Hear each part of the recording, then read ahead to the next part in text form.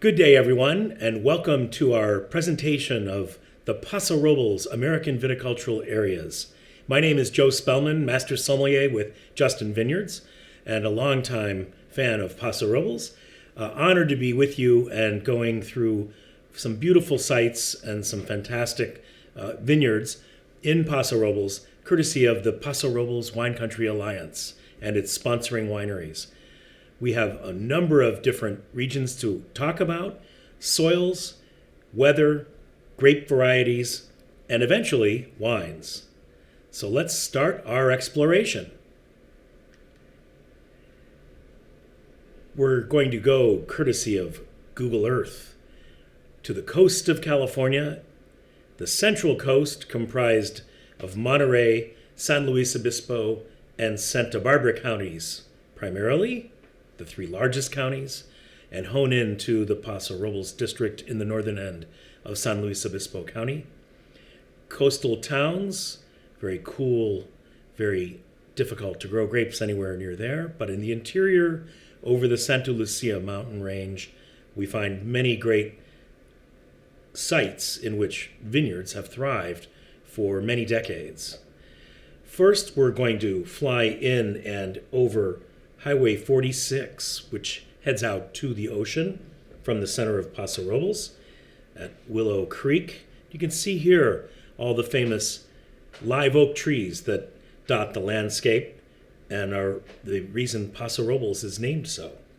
These conical hills at Denner and the James Berry Vineyard, a very famous site, over some more trees.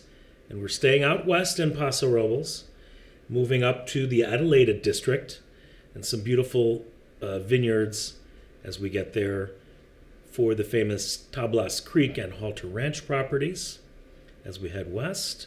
Hope this is not too dizzying, but quite a bit farther north and west from the Willow Creek and Templeton areas where we were. And pulling back away, you can see the mountains that border the Adelaide district, that Santa Lucia range, at the heights of which no grapes are grown. Now we're going back east across the broad expanse of the region to the city of Paso Robles, bisected by the Salinas River and its trees surrounding the river. A lot of it is dry during the growing season, but the town's grown quite a bit over the last couple decades. Now we're heading southeast to the El Pomar district. Some great vineyards here, some fantastic settings for fine vineyards for many of the grower producers. And now finally getting out east to the Shalom Hills in the northeast corner of Paso Robles, and some pretty forbidding mountains behind that. Then we come back swinging out and up and take the view to the west from the eastern edge of Paso Robles across that wide expanse of about 40-50 miles to the Pacific Ocean. Now going back south again, and we lower our sights, come to the southern point of the Paso Robles AVA overall, which is the Santa Margarita Ranch area. And again, beautiful development of fantastic vineyards here, protected by the Santa Lucia range with equal access to ocean breezes, moisture, and wind patterns. And we come back and reside back over the Santa Lucias. Hope you've enjoyed the ride. Really fantastic way to see the wine region, at least the surface of it. And of course, that's all located in the northern third of San Luis Obispo County, about halfway between San Francisco and Los Angeles, about 200 miles from either very large city there. So it's a little harder to get to than some of the North Coast or areas even in the South Coast for the big metropolitan areas, but well worth the ride. And we certainly encourage any professional or wine lover to visit Paso Robles anytime because of the breadth of exciting wineries and culinary delights to be found.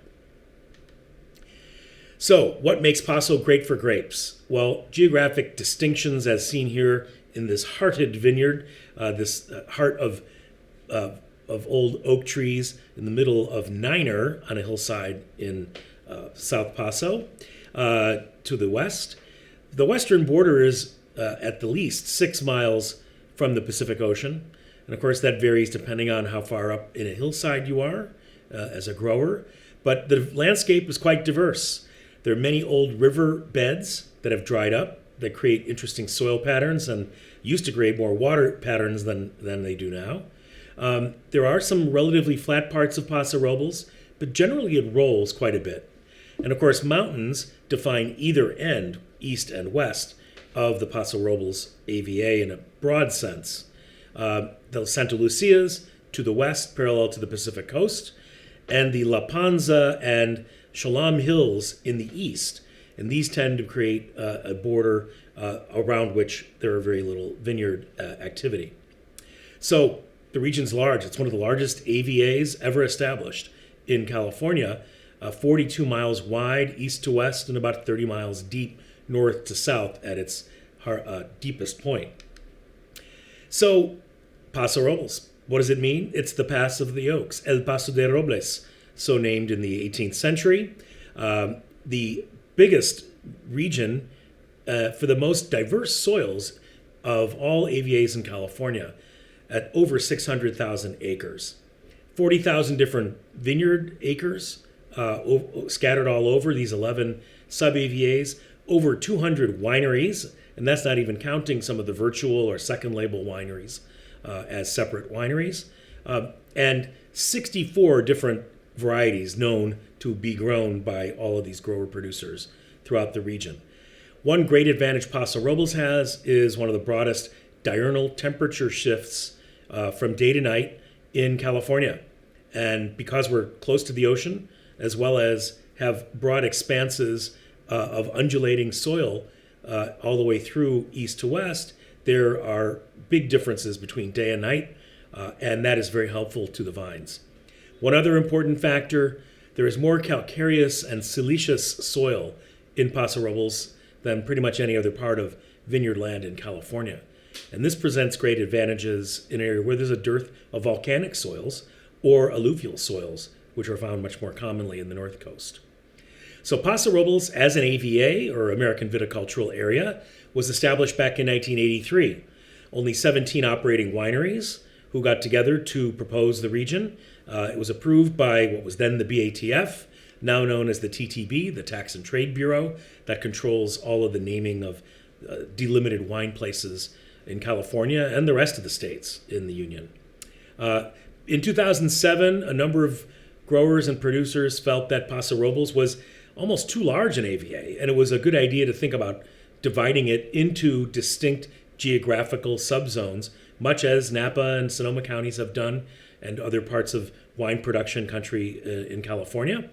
Over many, many meetings and discussions, the proposal came down to approving 11 sub-AVAs within Paso Robles, all of which, importantly, are permitted to be identified as Paso Robles wines in a general sense, so that conjunctive labeling law is quite valuable to many growers and producers, particularly if they're crossing over from subregion to subregion. So these 11 subregions are distinctive for their weather patterns, for their soil types, and for the historic practices of grape growing in the regions and the style of wine they produce. And here they are in the almost rectangular map of Paso Robles. Not every part of Paso Robles is delimited by a sub-AVA, but the most important vineyards are included in one or the other of these 11. From the Adelaida district out west to the Highlands district way out to the east, and north to south, the large and productive Estrella district, some of the most traditional and old plantings in the region, all the way down to relatively newly developed Santa Margarita Ranch district, and so many in between. Cooler climates to the west, a little more rainfall and water absorption in the west. That includes Adelaida, Willow Creek, Templeton Gap, and to some extent, even parts of El Pomar. But as you are in the north and the east, far lower rainfall patterns, far different soil types, and generally a different kind of agriculture for grapes. Major roads, Highway 46, goes across the south end of the Paso Robles key districts and heads out east past Shandon and ends up toward Fresno. And north to south, the major highway is Highway 101, coming down from Monterey through San Miguel District and going down through the pass in the hills just to the west of the Santa Margarita District. So, in the west, Santa Lucia mountain range, very important because, as you can see in this photograph, that fog bank that can regularly come in over the mountains because of the orographic lift, that is, the classic patterns coming off the ocean, particularly in the afternoon and evening, of bringing moisture up the hill, all that moisture being absorbed by the mountain range, but creating wonderful breezes coming down off the mountains, makes it a very different growing area from what we see in the center and east of Paso Robles, and capable of doing many great wines as well. So this is overlooking Justin Vineyards and some of the hills there. You can see much of it surrounded by the live oaks, and in the background, the Santa Lucia range, which dominates. Now the eastern ranges, a little bit lower lying, a little more rolling, a lot more clay soils here, but also quite an interesting combination of other mineral and old calcareous bases can be found through here, dotting with trees as well here, but a lot more large properties, much more rolling vineyards, usually higher yielding and quite abundant in certain spots. Now to climate. Paso, of course, is known as a pretty warm place, but I want to prove to you it's cooler than you think. By the measurements that we take, we find Paso to be just a little bit warmer than Napa Valley over the course of most growing years. And one of the great advantages is this huge difference of temperature day to night. We might hit 100 or 105 degrees on certain warm days in July, August, but we do get cool overnight, anywhere from 45 to 60 degrees, allowing the vines to rest and repair and then be ready for another day of warmth. So that large diurnal shift, 40 to 45, even 50 degrees at certain times of the year, is highly valued for great viticulture. Likewise, rainfall, which is generally low but is greater in the west, and because we have these regular patterns of fog and mist coming from the Pacific Ocean, there's a little more absorption of water before and after and during the growing season because of the rain shadow created by the orographic lift of the water and wind coming from the ocean in the mountains. So the wide diurnal temperature shift, the changes of temperature as you go from east to west or west to east, north to south, give us a lot more range of times of harvest and types of grape varieties. So here we're going to show you the Winkler Scale and how it is measured in these many sub-AVAs or AVAs on their own right, where it's quite cool to the west, influenced highly by the winds coming off the ocean in the Templeton Gap from Morro Bay, south of Highway 46, but directly into the Templeton Gap and in and around Willow Creek and Adelaida. These are also influenced to some extent by winds that come from the north across the San Miguel district, and the east side a little less wind affected. But here certainly there is an opportunity for cooler temperatures at night and slower accumulation of heat during the early morning parts of the day in Adelaida, Willow Creek, Templeton, where it's region 2 or 3. This is analogous to Bordeaux or to Washington State, possibly to the Rhone Valley or Rioja. So those kind of grapes are the ones that thrive in Western Paso and have done well historically. A huge mix of Bordeaux and Rhone varieties have done very well. As we move east, again, a little more traditional Zinfandel historically, and a lot of that's given way to large masses of Bordeaux fruit and a lot of growers experimenting with many other varieties. And it's a little bit warmer, regions 3 and 4, particularly to the north in Estrella and San Miguel, and then all the way out into the far east in the shadow of the Cholam Hills in San Juan, Highlands, and Creston. Quite a bit warmer, more analogous to, say, Barossa Valley or St. Helena. And in Napa Valley, of course, a whole different set of constructs as far as soil heat summation, and so forth. But we're pretty close. And again, the Cuesta grade is also a defining factor for the Santa Margarita Ranch down in the south. So here's another view of some of these winds I started to talk about. The northwesterly winds coming off the ocean every day, down south through the Santa Lucias in the northern county of Monterey, along the Salinas River, and then downslope winds coming from the east, again, just created by that shift of the natural tendency of accumulating air to rise up over those hillsides in the Cholam Hills and the Panza Range. Temperatures do vary quite a bit between Paso Robles, Napa, and Bordeaux, and generally, though, are consistent, especially in California. The growing years are quite parallel, with Paso being just a little bit warmer than Napa, maybe 1.5 degrees or maybe a little bit more on average per year. Typically, we will be parallel to the Napa patterns because, again, coastal California is all affected by that same big ocean. But Bordeaux, a little more erratic and a little bit lower overall in temperature, with typically a lot more rainfall, too. So Bordeaux has always struggled to ripen Cabernet and its related varieties in a consistent way, the way Napa and Paso have been able to do. And there have been dips, a couple of years that were quite a bit cooler in the early 2010s, 10 and 11, but generally we've been on a warm streak since then and have had really successful vintages. And again, rainfall, another factor that we like to look at besides temperature range. So rain here in the west is far more prevalent. And again, this is generally over the winter season rains. Once in a while, there'd be a mid-season rain, quite rare. And it tends to dry out as we go east. So there's a lot more development of water underground in our calcareous soils in Adelaida and Willow Creek and Templeton Gap, higher elevation, much more rugged country, holding that water than far out east where only 11 to 15 inches are accumulating on average over most growing year winters. And again, that doesn't mean you can't grow good grapes out there. It just means that all has to be irrigated. But generally, most vineyards are, save for a few old traditional Zinfandel and a few Grenache vineyards.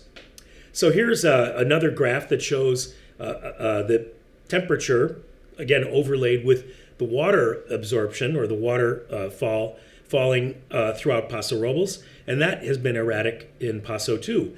Typically in coastal California, we'll go through 3, 4, maybe even 5 years of drier wet rainfall accumulation, and then boom, we get a year that's very wet. So 2006 was that way, 2011 was that way, and then several years of dry temperatures. We've had an actually pretty good couple of years recently. 2016 to 17 really was beneficial with a lot more rainfall than we had seen for 5-6 years. Therefore, better crops. And anyway, I'm grateful to Jim Jerakaris, my colleague at Justin, for helping with those graphs. Soil types. Now, we have a wide range in Paso Robles of different soils, multiple soils that some of which are not found in the North Coast too much.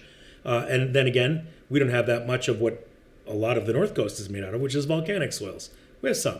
But generally, this is old sedimentary soils pushed up by tectonic plate movement, the Pacific Ocean plate hitting the North American plate, causing all sorts of soil fracturing and interlaying. And so our core soil that we think is very valuable for grape growing is the calcareous or carbonate-rich soils. These are often intermingled with these other types, sandy loam, clay, and silica soils, but the calcareous soils really benefit us because of the way they hold water in an almost sponge-like way down deep below the surface level, as well as being able to provide nutrients. A little bit high pH, as clay soils have, which is also helpful for the vines to retain their acidity, and the grape actually ending up with a little more crispness than you might expect from a warm region. The sandy loam soils are beneficial in their mineral absorption and their drainability. That is, you want water to go through them and reach down to that calcite rock and create a natural, almost spring for the subroot vine development. Finally, the silica soils are very helpful with a different range of mineral content. and also reflecting and holding heat, very useful in the early going and a growing season. However, lower pHs here mean that they're sometimes not the ideal place. So they're usually best where it's mixed in to an overall calcareous soil. Now this is a beautiful rendition of a fantastic vineyard on a hillside with double rows up the steps of this hill, showing fantastic setting of vines above those gray-white calcareous rocks into which the vines are growing and developing, we hope, a beautiful wine down the line. It shows a really nice range of style of soil and vine placement. This is another whole look. This is a dry farm vineyard. As I said, there's only a few of them, some old vine Zinfandel and some Rhone varieties. This is an old Grenache vineyard. Again, you can see some of that calcareous soil mixed in with clay here, and quite a bit of flavor from these old bush vines or head-trained vines that can be very useful for many blends, and of course is a core variety for Rhone-style wines. Next, I wanted to show you calcareous rock and how it holds water. So the rock on the left is water-laden and weighs at least 50% more than the rock on the right, which of course is dry and shows more that chalky white look or yellowish look that we find throughout the calcareous portions of West Paso Robles. So that moisture stays intact throughout most of the growing season, and vineyards thrive on it by digging deep into those roots. And it's a fantastic advantage that Paso Robles has over most of the north coast, the calcareous rock, which make it possible in a warmer zone to be successful with a wide range of varieties. And we go back to the coast for a little quick postcard shot of Morro Bay and Morro Rock, and the beginnings of what we would call this sort of classic pattern of moisture and cool air flowing over the Santa Lucia range from the ocean. Happens every day and creates that interior range of temperature, water, mist, and wind that's quite beneficial in West Paso for grape growing. Now, our varieties are quite a huge range. I mentioned 64 different varieties earlier. We're not going to go through all of them today, but just know that Cabernet Sauvignon is the dominant variety of the region, and blended with Merlot and often Cabernet Franc, Malbec, and Petit Verdot. Well, there you have the Bordeaux mixture, so to speak, of great varieties and classic range for making some of the richest wines in California. But of course, we've also become known as a Rhone zone, the Syrah, Grenache, Mourvèdre, Counoise, multiple other varieties, including many white Rhone varieties, have been very successful at different spots in Paso Robles. So we know producers are growing 13 or 14 different Rhone varieties in the same property, and that's a very interesting kind of development, very much like Châteauneuf-du-Pape. Old vine Zinfandel is still around. It has diminished as a percentage of overall production, but Zinfandel, as kind of the heritage grape of the region, continues to thrive, and there are many very good ones, dry farmed quite often, and some with some newfangled management principles and very different kind of yield levels and style, ultimately. So Zin was early in the 19th century, one of the most planted varieties. And as you can see on this graph, a very small percentage, about 6% of overall acreage. Note too, aside from all these other minor varieties that are useful in blending, and once in a while a producer will feature on their own, whether they're Eastern European, Austrian, Northern Italian, what have you, these are being worked with by a lot of craft producers who are making less than 5,000 cases of wine a year. I hesitate to use the word, but that's really the approach. If you have a small vineyard and you're using shared space to make a wine, there are limits to how much you can do. So the style of wine coming from some of these small producers can be more energized, more distinctive, and more personal than from some of the large, better-known producers that have broad distribution. So if you get a chance to get out there, come visit them, because they're offering some wines at cellar door that may not be distributed at all. So, I hope you've enjoyed our little tour of Paso Robles. I hope you find, like I do, that it's cooler than you thought. And certainly with the number of microclimates, the different soil types, the different grape varieties, and the many approaches to making wine in classic and modern materials, We have an amazing range of product, and there's a lot to discover in Paso Robles. So I hope you'll join me in a tasting to find out. Cheers, everyone.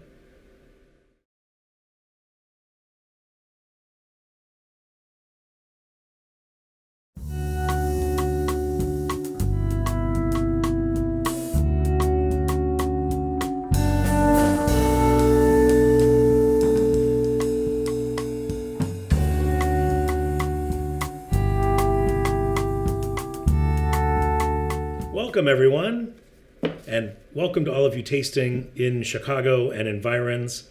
We hope you have enjoyed our presentation on Paso Robles and will enjoy now a tasting of the breadth and excitement of Paso Robles.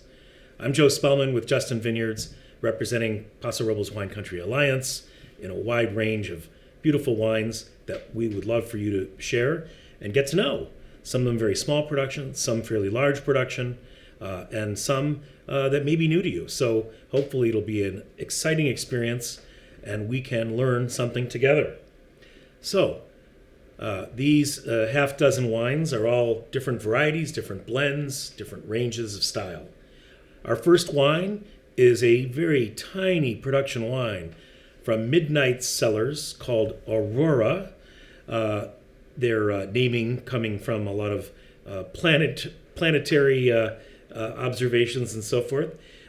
Multiple vineyards in different parts of Paso Robles and multiple different grape varieties. Kind of a composition wine with a very delicate color, maybe a touch of golden character on the center of this wine, but very clear and bright, very fresh.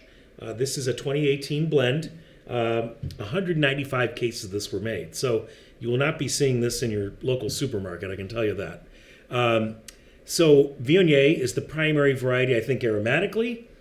Grenache Blanc would be the primary grape structurally. And then a little bit of Picpoul lightens things up, but a little bit of Roussanne makes them a little richer. So a very interesting range of varieties here. Maybe you would call this a broad Rhone white blend. Not too much oak note in the nose or in their information regarding the wine, but note that pH, it's relatively low. So this should be a pretty tart wine. And again, delicate color, nice delicate floral aromas, fruit skin like peach skin, pear skin. There's certainly a green apple note here, white flowers, and no observable oak notes. So certainly clean, fresh, lively. It makes you want to drink it.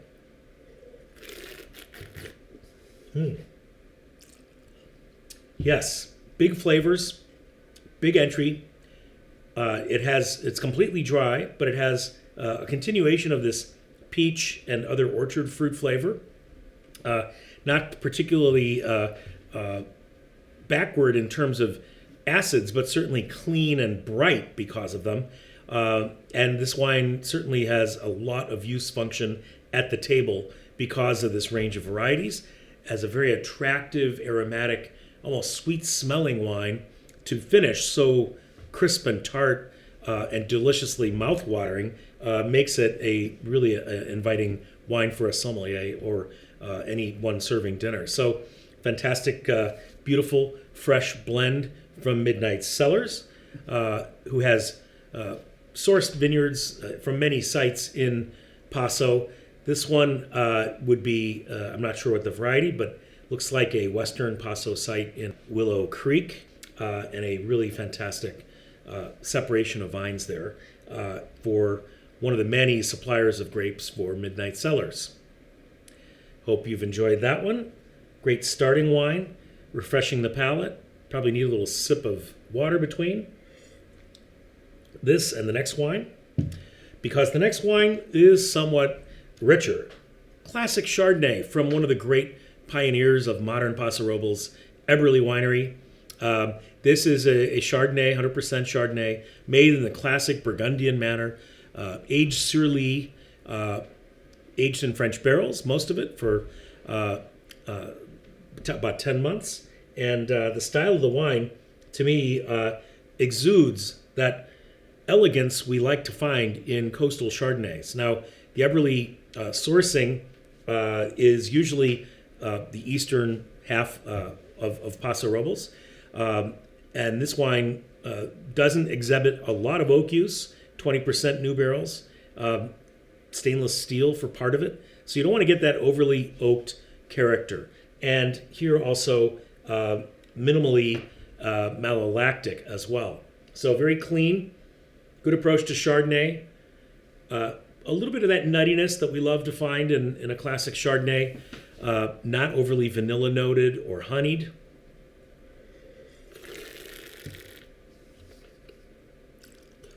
And big flavors in the mid palate. It's rounded, it's ripe, it's full, very appley, very enticing, I think, as a complete and rich wine for richer seafood dishes, poultry, and cow's milk cheeses.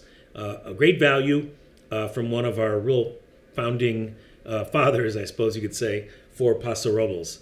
And this wonderful misty shot with an eagle parked on the edge of the vineyard in wintertime. Maybe it's as refreshing as the wine. But I hope you enjoy the Eberly style, one of the, again, restrained styles of Chardonnay I've encountered anywhere in the Central Coast. Now our first red in this group, Peachy Canyon, a long-time, highly regarded Zinfandel producers, but of course they do more than Zinfandel. And this is your classic sort of GSM blend, right? In fact, it even says it on the label. Grenache, Syrah, and Mourvèdre are used in judicious quantities to give us a bright, spicy, delicately colored, and delicious wine. Something you'd really slurp up a lot of. So this wine does not rely on new oak by any means, large barrels and puncheons only. Almost 70% Grenache, pretty hefty portion.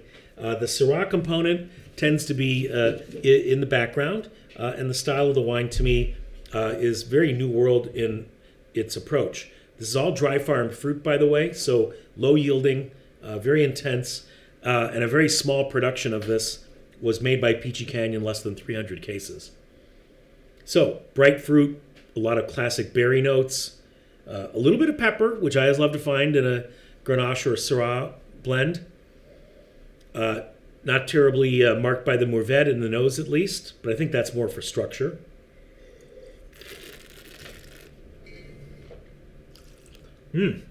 Wow, that wine is elegant and clean entry, and it has a wonderful broadening of flavor on the palate. It really fans out nicely. It's tart because Grenache exhibits some of that wonderful acidity, and it has a rounder flavor than I would have expected because in the back end you get that Syrah and Mourvèdre component, bringing it much more muscle. But again, not highly marked by barrels, a wonderful blend, and really something a little different from Peachy Canyon, and I hope they continue working with these varieties. I think they're really successful with them. And there is a look at one of their old dry farm vineyards. I am assuming that is a Grenache vineyard. Could be a Zin vineyard, hard to say. But very, what we would call a traditional farming, I suppose, for Paso Robles, and very proud of it in this great south-facing, light-soiled vineyard. Really one of the real leading producers of all of West Paso. Now to some heavy hitters. First, from the Gluns family. Of course, we in Chicago all know the Gluns family as one of the great wine and beer companies in the area. This is, of course, run by descendants of the great Louis Gluns, who came to the U.S. in the 19th century, established the House of Gluns, Gluns Distributing, and now operate this beautiful site out in Templeton Gap, where they source the fruit at least, the Doozy Vineyard for this wonderful old-style Zinfandel. This is among the more traditional wines you're going to be able to taste out of Paso Robles. It almost has that porty note, very old vines, beautiful color, a little bit cloudy, not quite exactly lustrous and ruby colored. Again, very traditional, stainless steel ferments, and then American oak barrels used to mature the wine. Very small production, by the way, from Glenn's family. Just over 300 cases were made of this wine. 18 months in older American barrels means you don't get a big oak influence. You get a lot of fruit here and a lot of that almost sweet, almost overripe fruit that some of our Zinfandel lovers crave. So juicy, so ripe, so full-bodied, and not shy with the alcohol, sports fans. I'll dare say there's a little bit of residual sugar in that wine, too. So something for your wild game dishes, perhaps your winter stews. Really beautiful, fun, delicious wine. Next, we're going to show, I got to show you the Doozy Vineyard. Look at that old vine. Kind of a beauty shot with the sun peeking through, but that's a classic head-trained, unirrigated Zinfandel vine at Doozy Ranch. Justin Vineyards. Well, I'm proud to say I've been working with Justin for 13 years now almost, and one of our greatest wines is the Justification. Now, Justification came about as a blend of Cabernet Franc and Merlot because going back into the early 80s when Justin Baldwin started making wine in the region, he really wanted to make a classic Bordeaux blend using those three key varieties, Cab Sauv, Cab Franc, and Merlot. Well, here, no Cabernet Sauvignon. Cabernet Franc drives it with Merlot supporting it fruit-wise, and it gives us a wonderful blend with Cabernet Franc being a little leaner, a little more tart than classic Cabernet Sauvignon. It's still a very generous wine, pretty deep colored, maybe not quite as opaque as a straight Cabernet would be. Cabernet Franc tends to be a little leaner and lighter in color. Merlot will be a very important fruit piece in the back palate. This wine gets 44% new French barrels for most of the aging process of 20 months. 2017, one of our best harvests in years, and certainly a very generous wine of very warm alcohol level that you don't really feel because the acidity is there, even with a high pH like this wine has.